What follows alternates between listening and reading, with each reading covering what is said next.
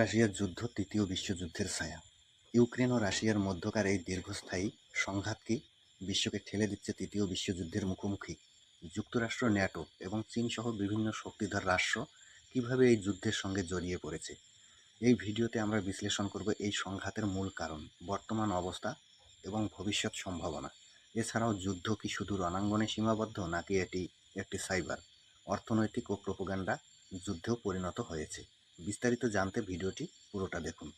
বর্তমানে বিশ্বের সবচেয়ে আলোচিত ও আতঙ্কের একটি বিষয় ইউক্রেন রাশিয়ার যুদ্ধ।